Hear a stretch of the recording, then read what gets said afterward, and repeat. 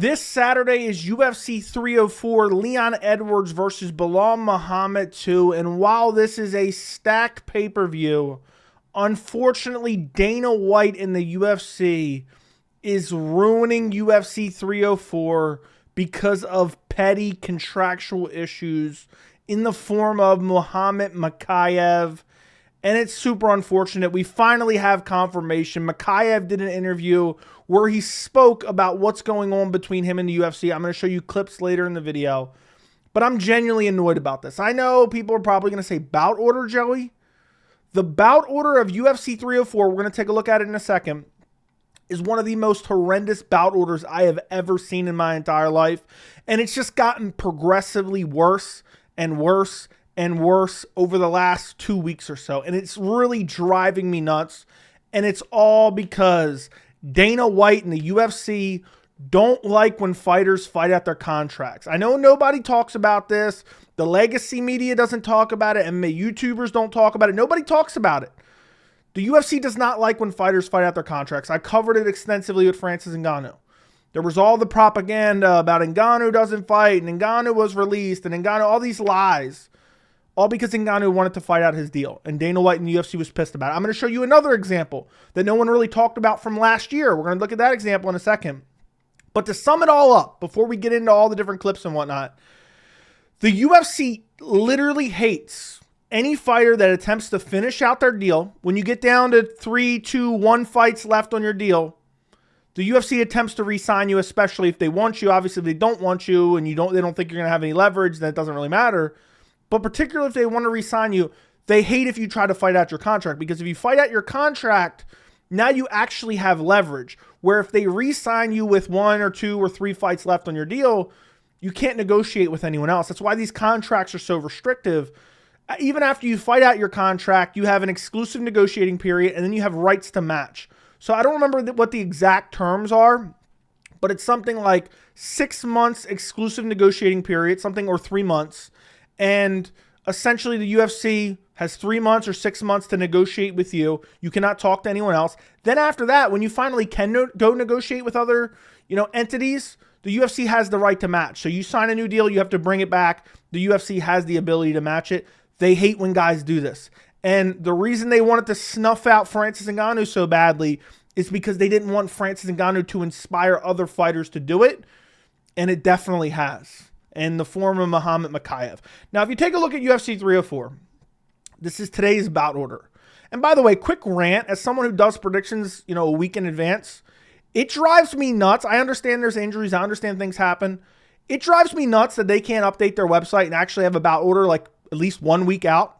Like, it drives me nuts. It's constantly changing. I do a video, the bout order's changed, and the website's never updated. But now it's Tuesday, the week of UFC 304, and this is the new bout order, right? Nothing to see here. Leon Edwards, Belal Muhammad 2. Okay, that's the main event for the welterweight title, undisputed title. Tom Aspinall, Curtis Blades, interim heavyweight title, makes sense. King Green, a.k.a. Bob Green, versus Paddy Pimblett, feature fight, makes sense. Christian Leroy Duncan versus Gregory Rodriguez. What is that doing on the main card? That doesn't belong on the main card. It's a great fight, but it's a prelim, and it was assumed to be on the prelims up until last week. Then you have Arnold Allen, Giga Chikadze. Well, recently, when you go back and you look at the fight card from last week, this was the graphic the UFC posted. This is when we first realized there was trouble. Muhammad Mokaev, Manel Kape was moved off the main card. It's a title eliminator for flyweight.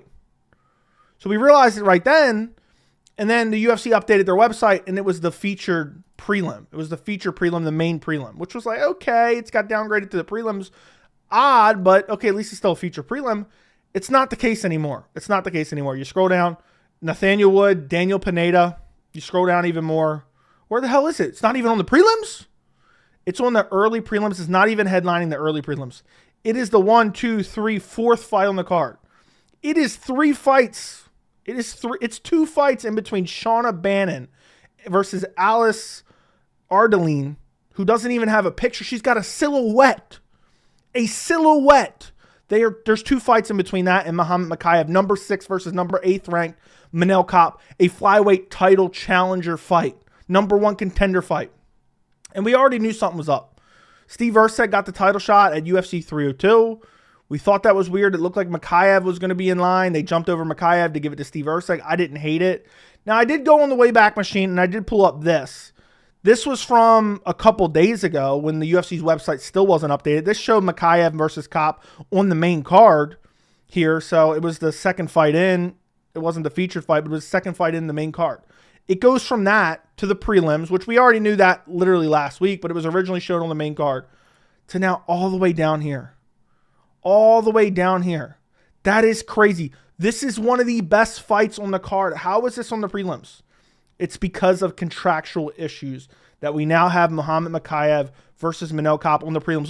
Look at this. Look at this. I mean, it makes literally no sense, but this has happened before, and that's what I'm going to break down for you. You go back to UFC 291. Nobody talks about this either. So I figured it's a perfect opportunity to make a video about this. If you enjoy these types of videos, please like the video. Please share the video. Please subscribe to the channel. We're going to listen to what Mokaev says in a minute, but we're also going to talk about potential other theories with Manel Kape. I've seen people floating those around. But you go back to UFC 291, Derek Lewis versus Marcos Rogerio de Lima. Featured fight on the card. Well, Joey, how could that have anything to do with Muhammad Mokaev? Well, originally this was a prelim. And if you remember, and if you go back down here on Tapology, Wonderboy Thompson would not fight Michel Pereira because he missed weight. And so then, therefore, they needed to add a fight to the main card. So they upgraded Derek Lewis versus Marcos Rogerio de Lima. The reason that Derek Lewis versus de Lima was on the prelims and not on the main card, it was awfully weird to begin with, is because of a contractual issue, which Derek Lewis came out and said afterwards. I'll show you a quick clip.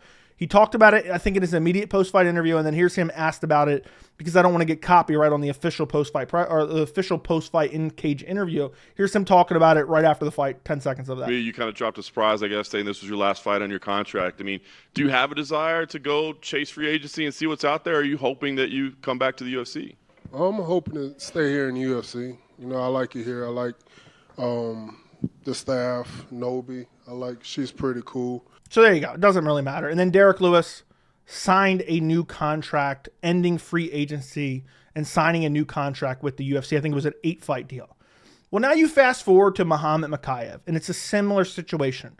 The UFC is so vindictive, they are so manipulative that, and I get it's business, but if you have a fighter who wants to try to stand up for themselves and put themselves in a position where they can negotiate from a position of leverage, what they do is they try to fuck you hard. So like, you know what? Mokaev's on this nice streak. He's arguably in a #1 contender fight. He doesn't want to re-sign.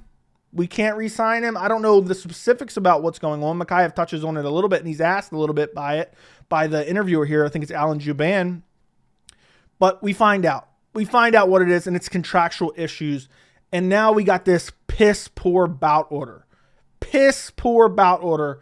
All because Dana White and the UFC are like, no, we can't let Mokaev get a win on a pay-per-view. He may lose.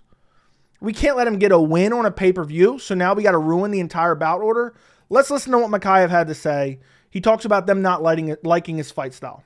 I'm hearing that they moved you from the main card to the featured prelim, and now it looks like you're on the early prelims. Yes. I mean, have they discussed with you why they moved you back so much? I think they don't like my style. By the way, look at that long pause, because he's debating about what can I talk about and what should I not talk about, because it's already a tense situation and he doesn't want to piss them off any further. Why they moved you back so much?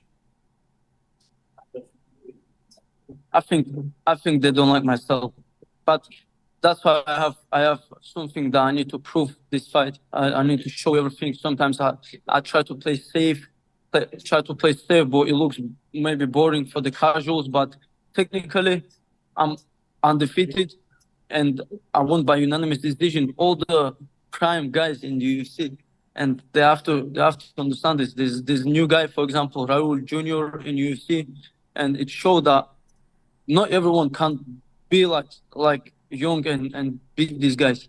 So basically says, you know, they might not like my style because of, you know, I've won via decision some fights, which is crazy because Mokaev actually has a decent style. He's 11-0. Imagine not wanting to re-sign this guy. 11-0, 23 years old. You look at his fights. Alex Perez defeated him. Arm triangle against Tim Elliott. Rear naked choke against Jafel Filio. Armbar against Malcolm Gordon. Beat Charles Johnson, that's aged quite well. Beat Cody Durden, that's aged quite well. I mean, seriously. Great wins in the UFC, decent amount of finishes in the UFC, which is crazy because you look at his UFC finish rate, 1, 2, 3, 4. 4 finishes out of 6 fights. He's fighting Manel Kape for a #1 contender fight, but that's not it. He then talks about his contract, and he's actually asked a decent follow-up question, but he says, yeah, maybe they don't like my style a little bit, but he does talk about his contract as well. You mentioned your opponent, Manel Kape. Do you feel like you need to finish this guy, or do have a certain type of performance in order to get that kind of jump towards the title that you're talking about? I'm on last fight deal with UFC. This is my last fight on the contract, and this is the last fight on my contract. So the UFC says, look, we're going to bury him on the prelims. He's already got a tough matchup. If he wins, it doesn't matter. He doesn't really elevate his star power at all. He doesn't really get any negotiating power because, oh, he was buried on the prelims. Nobody saw that, which some people will see it, no doubt. And it'll be a travesty if he beats Manel Kape and doesn't get re-signed. But this explains everything. This explains everything. Goes from the main card to the prelim headliner to now the early prelims. Buried on the early prelims makes no sense. I need to put good performance to negotiate the new contract. It depends on my performance also. Last fight. I mean, this one, after this fight, you have no more fights with the UFC on your contract. No, on the contract is on the contract, but I want to chase the gold, and I hope you give me the new contract. Is there a certain type of contract that you're looking for if you get your hand raised on Saturday night? You come. So he actually presses him and says, well, what kind of contract are you looking for? Are you looking for a shorter contract, a longer contract? Which is actually a good follow-up question. But Mokaev is saying, look, I have to put on a good performance because I want to negotiate a new contract. I want leverage. I have to be undefeated, 23 years old, #1 contender, just beat Manel Kape on a big pay-per-view card. I'm going to be operating from a position of leverage over the UFC. They're not going to like that. The UFC doesn't like that. Look what they did to Aljo. I did a video on it where Hunter Campbell basically gaslit him into taking a fight that he didn't want to take against Sean O'Malley to put him at a disadvantage. But luckily, Alan Jouban asked him for some follow-up. We don't get a whole lot of details here from Mokaev, but basically he's saying, look, I'm very low paid as it is. I'm one of the lowest paid fighters on the entire roster. So that tells you all you need to know. He says it's not about money, but we know everything's about money, really. I mean, not everything. But at the end of the day, if he's one of the lowest paid fighters on the roster, he wants to fight for the title, he's going to want to get paid accordingly. I'm a title contender. I'm undefeated. I've now beat a top 10 guy or 2 top 10 guys. I think Perez was ranked in the top 10. Of course, he's going to want a new contract, which means higher pay. Come up with the win. You have no more fights on your contract. You have a lot of leverage in your favor now. I mean, are you looking for like a smaller contract, a 2-3 fight deal, or do you want to try to lock down a bigger fight contract? Because obviously your contract might change if you're fighting for the belt. By the way, the reason he said that is because the UFC likes to lock guys down in long deals. This is something that nobody else talks about, really. They want to lock these fighters down into like 8-10 fight deals, and that may sound great, but the fighter's not promised anything. The UFC now has you locked into a long-term deal. They can cut you at any time. So if all of a sudden you're a scrub after 3 fights, or you start on a losing streak, or nobody cares about you anymore after 3 fights, they can just cut you. They don't have to pay you out the rest of the contract. But if you build your star power, let's say they sign Mokaev right now to a 6-fight deal. Mokaev blows up into an Anderson Silva. I'm not saying that's going to happen, but hypothetically, now the UFC has you locked in. Has you locked in for a couple more years at the least, because they have you on this long-term deal. So he's asking you, are you trying to get a shorter fight deal? Francis Ngannou said, look, I'll take a 1-fight deal and I'll fight John Jones. The UFC's never going to go for that. So good question by Alan Jouban. In a pretty soon time. But do you have an idea what type of contract you're looking for? I just want to fight for the belt. Like, even if they give me one more fight after this, I already look like they give Irsik 3 fights. I'm 6 fights. I have more finishes in UFC than Irsik fights in UFC. Great point. Great point. More finishes than Usyk even had in the UFC. I got skipped over for a title fight. I just want to fight for the title, even if they give me one more fight after this. I love the mindset, but it could kind of backfire on him if the UFC says, oh, we don't need you. The UFC historically doesn't care about the flyweight division, which losing Mokaev would be a huge loss for the UFC. But they give him opportunity instead of me, so it doesn't matter. I fight them now or when I'm gonna defend the belt. I'm gonna face them anyway, and it doesn't matter to me like about money. I never negotiate about money with UFC. Yeah, I'm on like one of the lowest payment in out of fighters right now, and I never ask for them. I just want to fight and get my name out there. So there you go. He's never asked for more money, which obviously he's going to want more money because he wants to fight for a title. He's not going to say, oh, you know, I'm asking for this money. He's not going to give specifics here in this interview. It's just not going to happen. But the UFC doesn't like that he's decided he's going to fight out his deal because he'll have more leverage. If he gets a win over Manel Kape, he's going to be in a position to negotiate a little bit. And they're like, you know what? We're just going to bury you on the prelims. We don't give a rat's ass about you. You don't matter. You're not getting paid. You'll take what we offer you. Whatever scraps we'll give you. And what disgusts me is there's a chance we have an undefeated #1 contender in Muhammad Mokaev, who's 23 years old, outside the UFC. I mean, what a travesty that is. Already, I'm looking at this bout order is just a complete and utter travesty. I mean, they're below Oban Elliott versus Preston Parsons. I mean, what a disgrace this is, all because Muhammad Mokaev is on the last fight on his contract. That's it. That's it. It's just pettiness. And, you know, there's some theories. People are saying, well, what about Manel Kape? Maybe he's going to pull out of another fight. Maybe they don't trust him. Well, they would just deal with that when it came to it. You know, Manel Kape has been a bit of a pullout merchant, you know, to steal that term recently. Pulled out of the Mateus Nicolau fight. Missed weight against Mateus Nicolau here. So he's pulled out of 2 straight fights. Could he pull out another fight? Yes, maybe. You know, and maybe the UFC's worried about that. They don't demote you from the main card to the prelim headliner to all of a sudden now you're buried next to Sam Patterson, Kiefer Crosby, and Shauna Bannon versus Elise Ardeline, or however the hell you pronounce her silhouette name, or, you know, what her silhouette picture over here, and Lucas Dresky. This is a disgrace.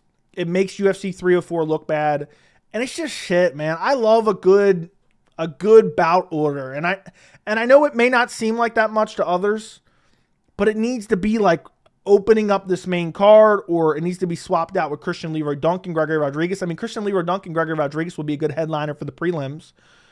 It should be up here. Now we got to watch that earlier in the night. It's because they want less eyeballs on Mokaev because he has decided to fight out his deal. We'll see what happens. You know, they may come to terms. Manel Kape may end up winning, and then they may just cut Mokaev, or they may just say take it or leave it. If he wins, they have to find a way to re-sign him. I thought they would re-sign Francis Ngannou. So I think they would. If Mokaev wins, and he wins especially impressively, they have to re-sign him. We'll see what ends up happening, though. But I wanted to make a video on this because I felt like not a lot of people were talking about it. I'm sick of the pettiness of Dana White and the UFC sometimes ruining cards or certain aspects of cards, and it's just driving me nuts. You know, recently we've had so many cards that felt thrown together, slopped together on short notice, and now we're getting one of the best fights on the card moved down to the prelims, all because somebody wants to fight out their contracts. I understand it's business, but it's driving me nuts. Let me know what you guys think down in the comments. Like the video, share the video, subscribe to the channel. I would greatly appreciate it, and thank you so much for watching.